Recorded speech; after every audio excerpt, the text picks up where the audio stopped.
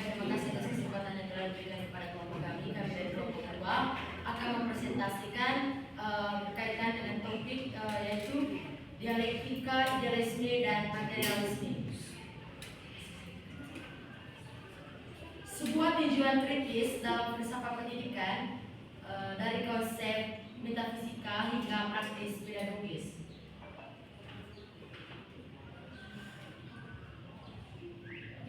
Yang kedua, saya akan menjelaskan konsep dasar, yaitu memahami pertentangan antara ide dan materi.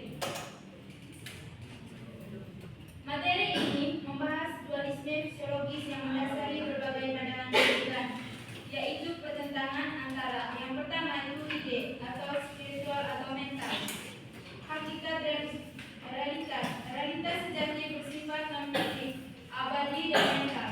Misalnya nilai, pikiran, jiwa. Yang kedua itu aliran filsafat pendidikan, yaitu idealisme. Fokus pendidikan, pengembangan pikiran, karakter moral, dan nilai-nilai abadi. Tujuannya adalah mencari kebenaran, keindahan, dan kebaikan gelap. Yang kedua itu materi atau fisik atau benda. Realitas sejati bersifat fisik, objektif, dan terukur atau dunia alam. Aliran filsafat pendidikan, realisme dan materialisme. Fokus pendidikan, penguasaan ilmu pengetahuan alam atau sains, fakta dan keterampilan praktis. Tujuannya adalah adaptasi rasional terhadap dunia fisik. Yang berikutnya, dialektika filsafat. Yang pertama, idealisme atau tesis. Realitas sejati adalah ide, roh atau kesadaran. Dunia materi hanyalah manifestasi atau bayangan dari ide yang sempurna. Yang pertama itu fokus pada nilai spiritual dan moral, dan yang kedua kebenaran bersifat mutlak dan universal. Yang berikut ada materialisme atau antitesis. Realitas sejati adalah materi fisik, kesadaran dan pikiran adalah produk sampingan dari proses material atau biologis maupun kimiawi, yaitu fokus pada fakta empiris dan sains perilaku ditentukan oleh lingkungan. Dalam konteks dialektika filsafat, yang disajikan materialisme diposisikan sebagai antitesis atau perlawanan atau sanggahan terhadap idealisme, yaitu tesis. Yang pertama itu realitas sejati adalah materi fisik. Kesadaran dan pikiran adalah produk sampingan dari proses material, yaitu biologis atau kimia. Maksudnya, materialisme itu meyakini bahwa hanya materi atau benda fisik, zat, energi yang nyata dan ada. Realitas sejati bukanlah ide atau roh. Terus kesadaran atau pikiran jiwa dan ide dianggap sebagai hasil sekunder atau efek samping dari kerja sistem fisik seperti otak dan proses biologis. Yang ketiga, fokus pada fakta empiris dan sains. Maksudnya, untuk memahami realitas, materialisme mengandalkan pengalaman indrawi atau empiris dan metode ilmiah atau sains. Kebenaran harus bisa diukur, diamati, dan diverifikasi secara fisik.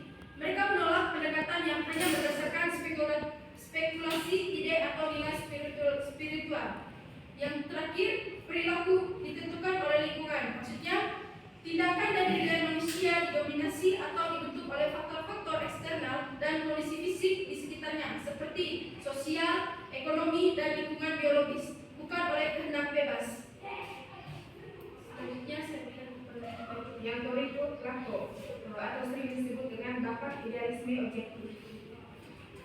Jadi Laco meyakini bahwa realitas tertinggi adalah dunia ide, yaitu dunia yang berisi bentuk-bentuk yang sempurna, tetap dan abadi. Maksudnya, segala yang kita lihat di dunia nyata hanyalah tiruan atau bayangan dari bentuk yang sempurna di dunia ide. Menurut Laco, dunia fisik selalu berubah sehingga tidak dapat menjadi dasar kebenaran yang pasti. Sebaliknya, ide atau konsep dalam pikiran atau seperti keadilan, keindahan atau bentuk tidak berubah dan menjadi sumber pengetahuan sejati. Dengan kata lain, yang benar-benar nyata adalah ide, bukan benda fisik, dan hanya melalui akal manusia dapat memahami kebenaran tersebut.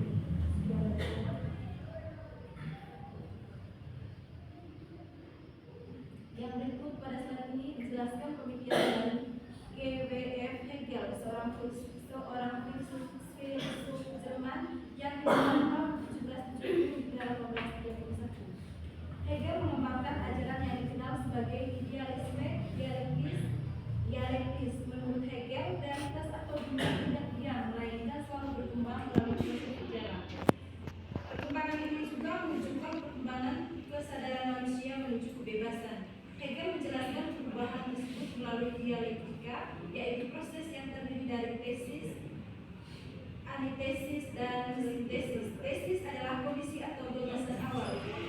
Antitesis adalah kebalikannya, dan sintesis adalah penyatuan kedua hal tersebut untuk menghasilkan ide baru yang lebih tinggi. Dari sini kita bisa memahami mengapa Hegel menyatakan bahwa sejarah dunia tidak lain adalah kemajuan kesadaran dan kebebasan. Selanjutnya sebagai penutup materi Yang berikut Ludwig Saya di sini sebagai moderator dari presentasi kelompok 2. Tanpa pada waktu langsung saja kepada materi pertama. Baik, terima kasih atas kesempatan yang telah diberikan kepada kelompok kami. Kami dari kelompok 2 akan mempresentasikan berkaitan dengan topik yaitu dialektika, idealisme, dan materialisme. Sebuah tinjauan kritis dalam filsafat pendidikan dari konsep metafisika hingga praktis pedagogis.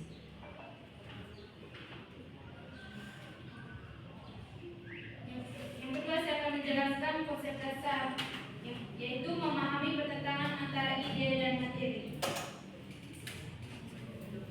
Materi ini membahas dualisme fisiologis yang mendasari berbagai pandangan pendidikan, yaitu pertentangan antara yang pertama itu ide atau spiritual atau mental, hakikat dan realitas. Realitas sejati bersifat non-fisik, abadi dan mental.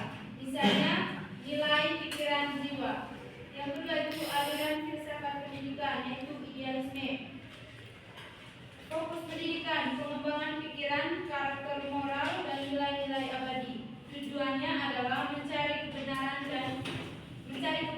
keindahan, dan kebaikan gelap. Yang kedua itu materi atau fisik atau benda. Realitas sejati bersifat fisik, objektif, dan terukur atau dunia alam. Aliran filsafat pendidikan, realisme dan materialisme. Fokus pendidikan, penguasaan ilmu pengetahuan alam atau sains, fakta dan keterampilan praktis. Tujuannya adalah adaptasi rasional terhadap dunia fisik. Yang berikutnya dialektika filsafat. Yang pertama idealisme atau tesis. Realitas sejati adalah ide, roh atau kesadaran. Dunia materi hanyalah manifestasi atau bayangan dari ide yang sempurna. Yang pertama itu fokus pada nilai spiritual dan moral, dan yang kedua kebenaran bersifat mutlak dan universal. Yang berikut ada materialisme atau antitesis. Realitas sejati adalah materi fisik. Kesadaran dan pikiran adalah produk sampingan dari proses material atau biologis maupun kimiawi, yaitu fokus pada fakta empiris dan sains perilaku ditentukan oleh lingkungan. Dalam konteks dialektika filsafat, yang disajikan materialisme diposisikan sebagai antitesis atau perlawanan atau sanggahan terhadap idealisme, yaitu tesis. Yang pertama itu realitas sejati adalah materi fisik. Kesadaran dan pikiran adalah produk sampingan dari proses material, yaitu biologis atau kimia. Maksudnya, materialisme itu meyakini bahwa hanya materi atau benda fisik, zat, energi yang nyata dan ada. Realitas sejati bukanlah ide atau roh. Terus kesadaran atau pikiran jiwa dan ide dianggap sebagai hasil sekunder atau efek samping dari kerja sistem fisik seperti otak dan proses biologis. Yang ketiga, fokus pada fakta empiris dan sains. Maksudnya, untuk memahami realitas, materialisme mengandalkan pengalaman indrawi atau empiris dan metode ilmiah atau sains. Kebenaran harus bisa diukur, diamati, dan diverifikasi secara fisik. Mereka menolak pendekatan yang hanya berdasarkan spekulasi, ide atau nilai spiritual. Yang terakhir, perilaku ditentukan oleh lingkungan. Maksudnya, tindakan dan nilai manusia didominasi atau dibentuk oleh faktor-faktor eksternal dan kondisi fisik di sekitarnya, seperti sosial, ekonomi, dan lingkungan biologis, bukan oleh kehendak bebas. Selanjutnya saya berikan kepada Yang berikut Plato atau sering disebut dengan bakat idealisme objektif. Jadi Plato meyakini bahwa realitas tertinggi adalah dunia ide, yaitu dunia yang berisi bentuk-bentuk yang sempurna, tetap dan abadi. Maksudnya, segala yang kita lihat di dunia nyata hanyalah tiruan atau bayangan dari bentuk yang sempurna di dunia ide. Menurut Plato, dunia fisik selalu berubah sehingga tidak dapat menjadi dasar kebenaran yang pasti. Sebaliknya, ide atau konsep dalam pikiran atau seperti keadilan, keindahan atau bentuk tidak berubah dan menjadi sumber pengetahuan sejati. Dengan kata lain, yang benar-benar nyata adalah ide, bukan benda fisik, dan hanya melalui akal manusia dapat memahami kebenaran tersebut.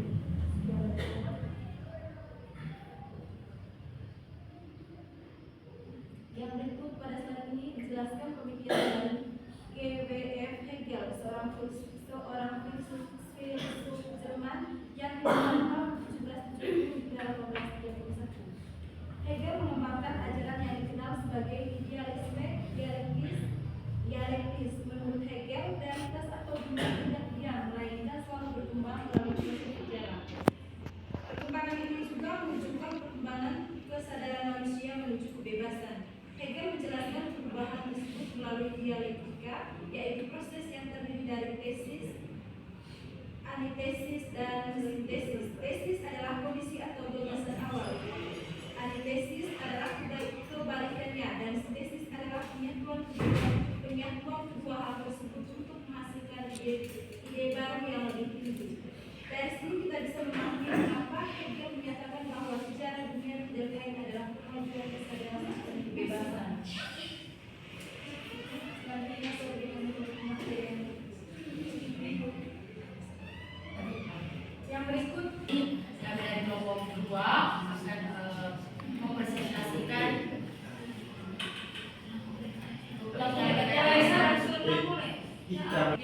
yaitu dialektika, idealisme, dan materialisme. Sebuah tinjauan kritis dalam filsafat pendidikan dari konsep metafisika hingga praktis pedagogis.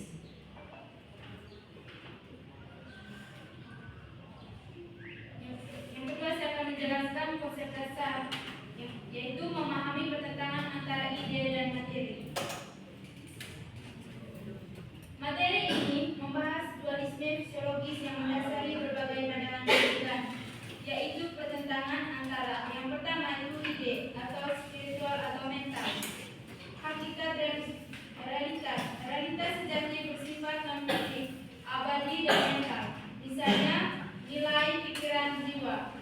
Yang kedua itu aliran filsafat pendidikan, yaitu idealisme. Fokus pendidikan, pengembangan pikiran, karakter moral, dan nilai-nilai abadi. Tujuannya adalah mencari kebenaran, keindahan, dan kebaikan kelak. Yang kedua itu materi atau fisik atau benda.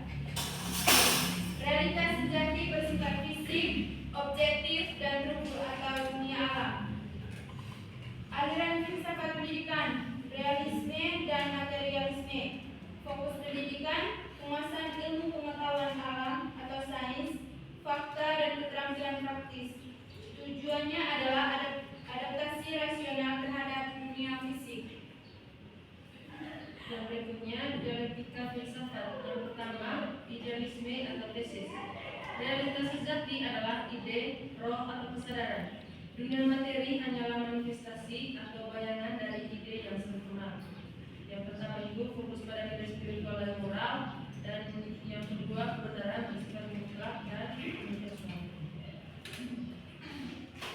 Yang berikut ada materialisme atau antitesis.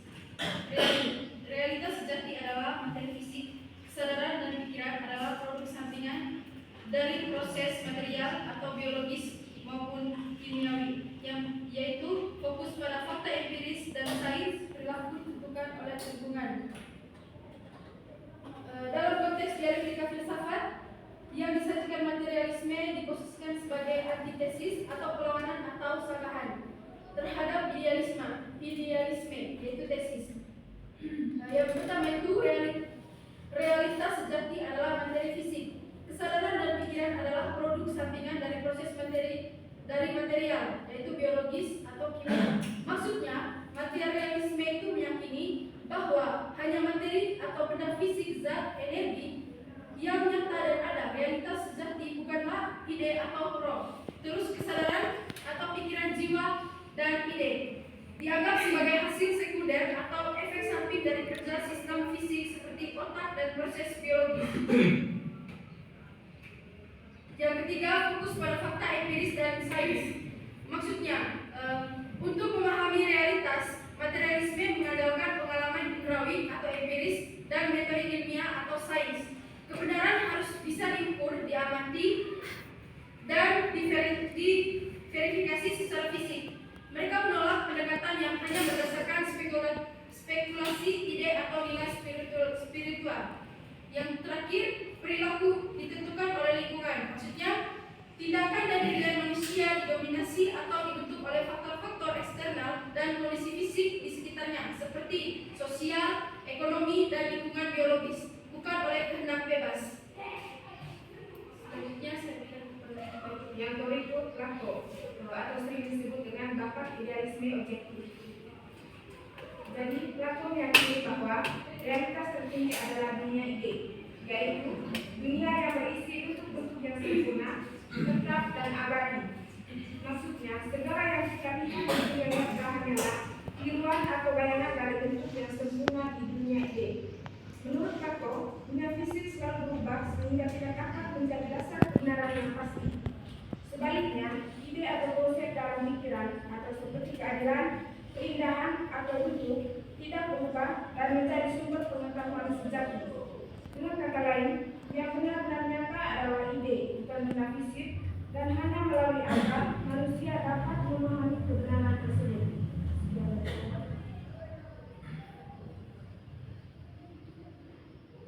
Yang berikut pada saat ini menjelaskan pemikiran dari G.W.F. Hegel, seorang filsuf Jerman yang hidup tahun 1770 hingga 1831. Hegel mengembangkan ajaran yang dikenal sebagai idealisme dialektis. Menurut Hegel, realitas atau dunia tidak diam, melainkan selalu berkembang melalui proses sejarah. Perkembangan ini juga menunjukkan perkembangan kesadaran manusia menuju kebebasan. Hegel menjelaskan perubahan tersebut melalui dialektika, yaitu proses yang terdiri dari tesis, antitesis, dan sintesis. Tesis adalah kondisi atau gagasan awal. Antitesis adalah kebalikannya, dan sintesis adalah penyatuan kedua hal tersebut untuk menghasilkan ide baru yang lebih tinggi. Dari sini kita bisa memahami mengapa Hegel menyatakan bahwa sejarah dunia terkait adalah kemajuan kesadaran dan kebebasan. Selanjutnya saya berikan materi Yang berikut Ludwig konkret, piktorial atau abstrak. Yang pertama itu konkret atau nyata, gunakan benda fisik atau media pembelajaran. Yang kedua, piktorial atau gambar. Anak mulai memahami representasi atau visual. Yang ketiga, abstrak atau simbol. Anak memahami ide matematika berupa angka, simbol, dan rumus. Tahapan ini selaras dengan Plato karena simbol dan konsep abstrak yang dipahami anak sebenarnya adalah bentuk dari dunia ide matematika. Lalu kesimpulan dari materi jawaban ini adalah Plato tidak menolak benda fisik. Ia mengatakan benda fisik hanyalah bayangan dari ide. Sekian dari saya, mungkin dari teman-teman. Baik, itu tadi jawaban yang sangat kompleks dari teman Ipon. Kita kembali ke pertanyaan, apakah jawaban-jawaban sudah bagus. Oke teman-teman, karena sesi tanya jawab kita sudah selesai, maka berakhirlah sudah presentasi kita pada hari ini. Sekian dan terima kasih.